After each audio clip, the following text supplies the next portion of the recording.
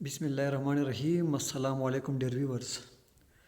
Dear viewers, SST math physics 2025 की preparation के लिए आज ये हमारा तीसरा लेक्चर है और आज के इस लेक्चर में हम डिस्कस करेंगे स्टैंडर्ड फॉर्म साइंटिफिक नोटेशन।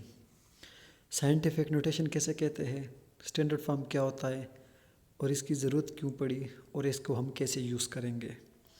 तो स्टूडेंट्स, आप लोग एक बात हमेशा याद रखें कि हमारे पास जब भी हम लोग फ़िज़िक्स में मेजरमेंट करते हैं, कि जब भी हम लोग फ़िज़िक्स में क्या करते हैं, मेजरमेंट्स करते हैं, तो हमारे पास बहुत ही चांस है कि ये वैल्यू या तो बहुत ज़्यादा लार्ज आ सकती है या ये वैल्यू बहुत ज़्यादा स्मॉल आ सकती है।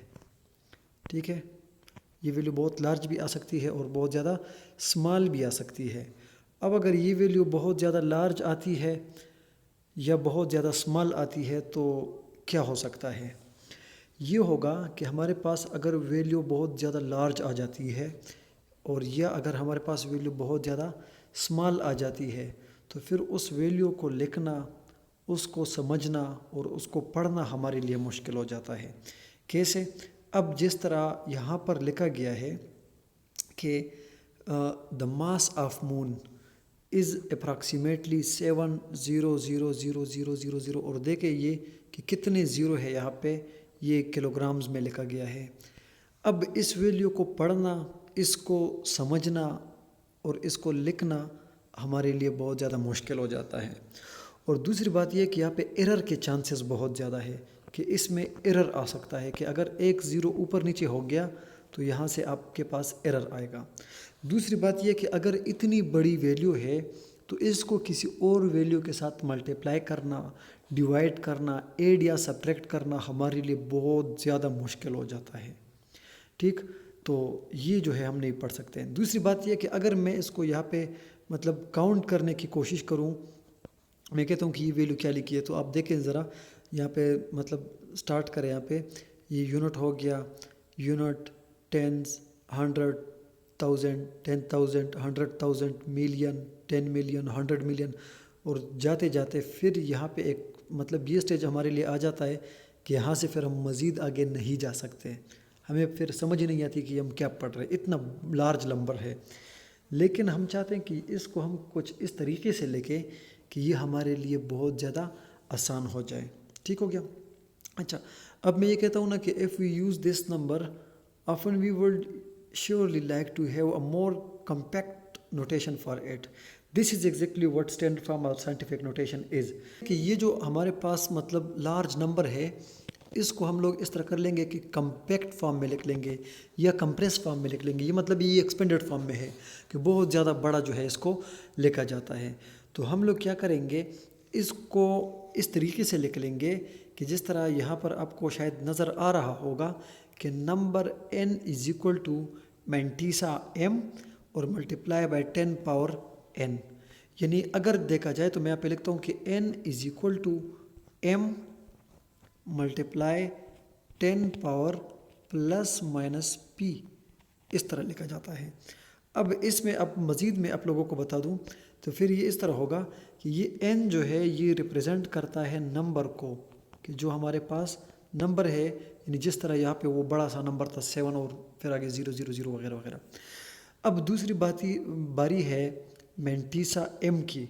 ये m जो है ये मैंटीसा है, क्या है, मैंटीसा है। अब इस मैंटीसा की जो वैल्यू होगी वो मतलब मैं यहाँ पे लिखता हूँ कि इस मैंटीसा m की वैल्यू होगी 1 से ग्रेटर होगी या 1 होगी, और इसी तरह 9 से स्मॉल होगी या 9 होगी। यानी 9 और 1 के बीच बीच, यानी इनके दरमियान ये वैल्यू हो सकती है। 9 से बड़ी नहीं होनी चाहिए और 1 से ये स्मॉलर नहीं होनी चाहिए। और दूसरी बात अब हम करेंगे पावर की, कि ये जो पावर है प्लस माइनस p में मैंने ये लिखा है कि ये पावर जो है ये पॉजिटिव भी हो सकता है और ये नेगेटिव भी हो सकता है। अगर आप इसको पॉजिटिव लिखेंगे तो इसका ये मतलब है कि ये लार्ज नंबर है, और दूसरी बात ये कि अगर आप इसको नेगेटिव में लिखेंगे तो इसका ये मतलब है कि ये कौन सा नंबर है, स्मॉल नंबर है। क्या है, स्मॉल नंबर है। तो इस तरह हम इनको लिख सकते हैं। अब अगर मैं आप लोगों को यहाँ पर ये बता दूं कि ये जितने भी आप देखोगे इस नंबर को, आप इस नंबर को गौर से देखें तो यहाँ पे कितने ज़ीरो है, ठीक, 3 3 3 3 3 3 3, ये 3 6 9 12 15 18 21 और ये एक 22, यानी 7 के बाद 22 ज़ीरोज़ है किलोग्राम की फॉर्म में। तो फिर अगर हम इसको साइंटिफिक नोटेशन की फॉर्म में लिख दें तो फिर ये हमारे पास इस तरह होगा 7 मतलब ये होगा। फिर इसके लिए रूल्स ये होगा कि हम लोग ऐसा करेंगे कि यहाँ पे ये जो पॉइंट है ये बिल्कुल एंड में होता है, अगर नज़र ना आए तो ये डेसिमल पॉइंट जो है ये एंड में होता है, इसको लेकर आएंगे हम यहाँ से फर्स्ट नॉन ज़ीरो डिजिट के बाद, यानी 7 के बाद लेकर जाएंगे। तो फिर ये हो जाएगा 7 और ये हो जाएगा मल्टीप्लाई 10 पावर। अब ये कितने ज़ीरोज़ हैं आप इसको देखोगे तो ये है 22 और ये साथ में आ जाएगा केजी, जिस तरह यहाँ पे ये लिखा गया है, ठीक है। तो इस तरीके से हम एक बहुत ही बड़े नंबर को इस तरीके से कंप्रेस करके लिख लेते हैं। इसको कहते हैं साइंटिफिक नोटेशन, कि एक बहुत बड़ा वैल्यू जिसको पढ़ना शायद हमारे लिए बहुत ज़्यादा मुश्किल हो गया था और उसको हमने आसानी से और एक छोटे से कंप्रेस फॉर्म में लिख लिया। तो ये जो हमारे पास है इसे कहते हैं साइंटिफिक नोटेशन। क्लियर। अब यहाँ पर हम बात करेंगे अगर हमारे पास बहुत ही छोटी वैल्यू आ जाए तो देखिए मैं यहाँ पे आप सबको बता देता हूँ कि हमारे पास न्यूक्लियस जो है यानी the diameter of atomic nucleus, अब आप सबको पता होगा कि हमें एटम ही नज़र नहीं आता, तो फिर उस एटम के अंदर हमें न्यूक्लियस कैसे नज़र आएगा। लेकिन फिर भी कहा जाता है कि the diameter of the atomic nucleus is about 0.0000 और इतने सारे ज़ीरो और फिर यहाँ पे 1 लिखा गया है लास्ट में। अब आप ख़ुद सोचें कि इस वैल्यू को पढ़ना हमारे लिए मुश्किल है, इसको लिखना हमारे लिए मुश्किल है, लेकिन मैं इस तरह करूँगा कि मैं ये डेसिमल, ये जो पॉइंट आपको नज़र आ रहा है इसको लेकर आऊँगा यहाँ से 1 के बाद, तो इसको मैं लिख लूँगा 1 मल्टीप्लाई 10 पावर। अब कितने ज़ीरो है आप इसको देखें ज़रा, ये 13 ज़ीरो है और साथ में एक ये 1 हो गया, ठीक, तो ये आ जाएगा 14। लेकिन आप लोगों ने एक बात हमेशा याद रखनी है कि अगर आप लोग लेफ़्ट साइड से राइट साइड की तरफ जा रहे हैं, मतलब ये लेफ़्ट साइड से हम राइट की तरफ जा रहे हैं, तो फिर ये जो ऊपर पावर है यानी एक्सपोनेंट या इंडेक्स जो है ये माइनस में आएगा। और यहाँ पे माइनस आने का मकसद ये है कि ये वैल्यू बहुत ज़्यादा छोटी है। और जिस तरह आप लोगों ने ऊपर मास ऑफ मून के बारे में बात की थी, तो आप लोग आप लोग राइट से लेफ़्ट की तरफ जा रहे थे और इसीलिए उसका पावर प्लस में आया था और वो बहुत ही बड़ी वैल्यू थी। इस बात की समझ आ गई यहाँ पे, ठीक है। अब मैं आपको मज़ीद भी बताता हूँ कि हमारे लिए रूल्स क्या है हमारे पास इसके, ठीक हो गया। अच्छा, अब है यहाँ पे इसके लिए स्टेप्स हैं। स्टेप्स ये होंगे इसके लिए कि सबसे पहले यहाँ पे आप लोग देखोगे इसको कि in a given number move the decimal point and place it after first non zero digit which will make it mantissa, कि आपके पास कोई भी नंबर हो आप लोग वहाँ से डेसिमल पॉइंट को हटा के ले जाए आप लोग फर्स्ट नॉन ज़ीरो डिजिट के बाद, और ये जो नॉन ज़ीरो डिजिट के बाद आप लोगों ने डेसिमल पॉइंट पेस्ट कर लिया तो ये आप लोगों का मेंटीसा बन गया। अब दूसरा पॉइंट ये है, मैं यहाँ पे क्लियरली बताता हूँ, आप लोग इसको रीड भी कर सकते हो कि अगर आप लोग यहाँ पे राइट से लेफ़्ट की तरफ जा रहे हो तो आपका 10 का पावर जो है वो हमेशा क्या होगा, प्लस में होगा, और अगर आप लोग लेफ़्ट से राइट की तरफ आ रहे हो तो आप लोगों का पावर हमेशा क्या होगा, माइनस में होगा। अब अगर माइनस में है इसका ये मतलब है कि ये जो वैल्यू होगी ये बहुत ज़्यादा क्या होगी, स्मॉल होगी, और अगर पॉजिटिव प्लस में होगा, पावर प्लस में होगा, तो इसका ये मतलब है कि ये वैल्यू क्या है, बहुत ज़्यादा लार्ज है। और वो पॉइंट्स जो है वो सारे तीनों के तीनों पॉइंट्स बिल्कुल आपके सामने हैं, आप एक नज़र इसको जो है वो देख भी लें, रीड कर लें, यहाँ से आपको क्लियर हो जाएंगे, ठीक है। अच्छा, अब हम बात करेंगे prefixes to power of 10। Prefixes to power of 10, dear viewers, आप लोग इस बात को ज़रा समझिए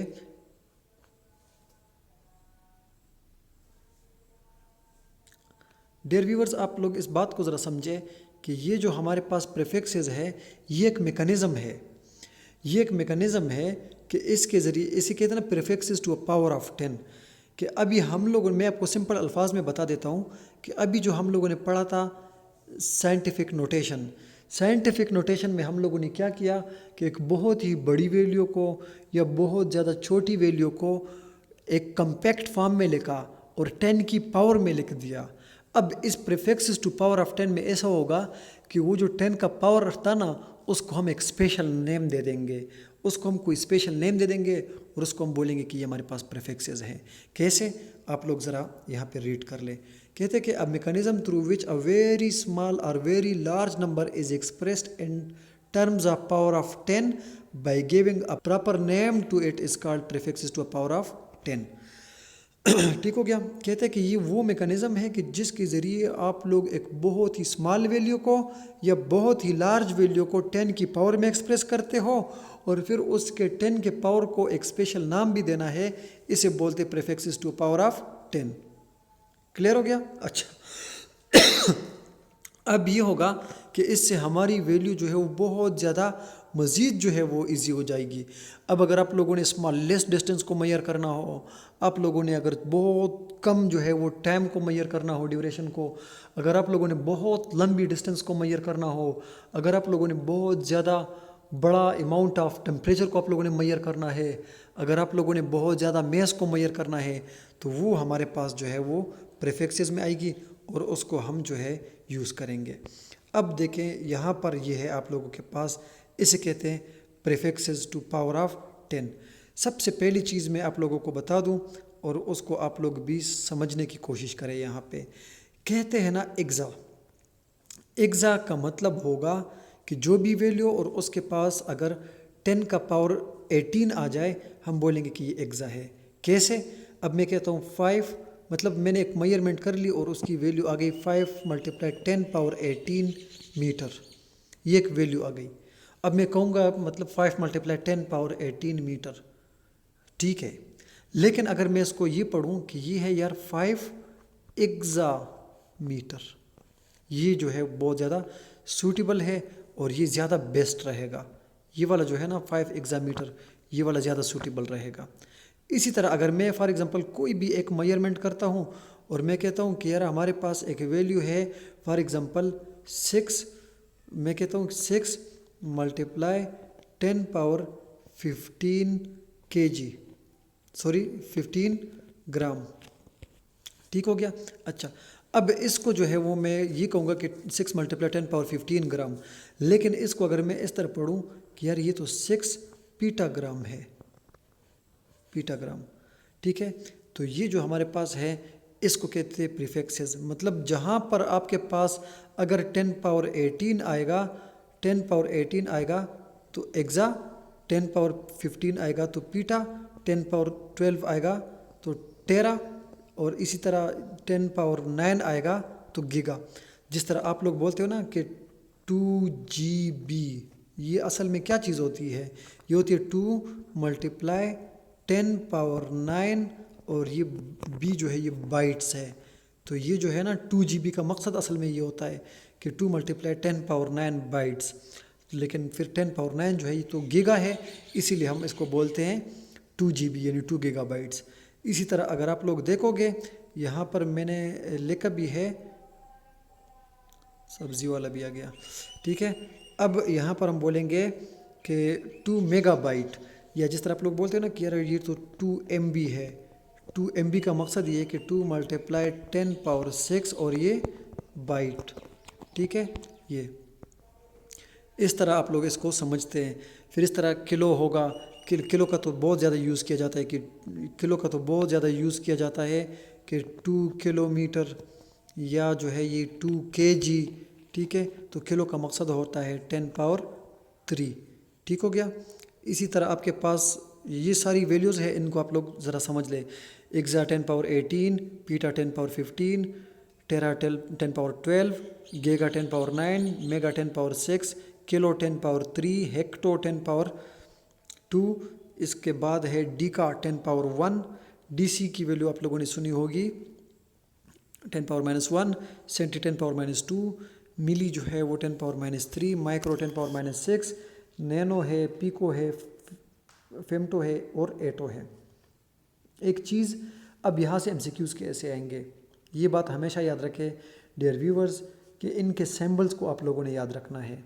सिंबल कैसे, अब एग्ज़ा को रिप्रेजेंट करने वाला जो सिंबल है वो है कैपिटल ई। वहाँ पर आपको 2-3 ऑप्शन दे देंगे और उसमें जो है एक स्मॉल ई होगा, एक कैपिटल होगा, एक कोई और चीज़ होगी बीच में, तो विच वन इज़, ठीक है। इसी तरह माइक्रो को आप देखें, इसे बोलते हैं म्यू, ठीक है। वहाँ पे स्मॉल एम होगा, कैपिटल एम होगा, म्यू होगा, तो ज़ाहिरी बात है ये म्यू जो है इसको कहते हैं और इसकी वैल्यू होती है 10⁻⁻6। दूसरी बात यह कि वहाँ पे आपसे पूछेंगे कि द प्रोडक्ट ऑफ एग्जा एंड पीटा इज़, ठीक है। तो फिर आपको अगर इसकी वैल्यू याद नहीं है तो आप इसका प्रोडक्ट नहीं फाइंड कर सकते। बेस सेम होगा तो पावर ऐड हो जाएगा, ठीक है। जिस तरह फॉर एग्जांपल यहाँ पे एक एग्जांपल मैं आपको दे देता हूँ कि द प्रोडक्ट ऑफ एग्जा एंड पीटा इज़, तो एग्जा की वैल्यू है 10⁻18 और पीटा की वैल्यू है 10⁻15, तो इसका मकसद और इसका आंसर आ जाएगा 10⁻33। ये जो चीज़ है ये आप लोगों ने समझना है। दूसरी बात ये कि वह अक्सर जो है इसका रेशो का जो है एमसीक्यू ज़रूर आता है और वो पूछेंगे the ratio of tera to giga is, कि टेरा ये जो आपके पास है यहाँ पे आपको नज़र आ रहा है कि ये जो टेरा है इसका गीगा के साथ क्या रेशो अगर हम लेंगे तो क्या चीज़ आएगी।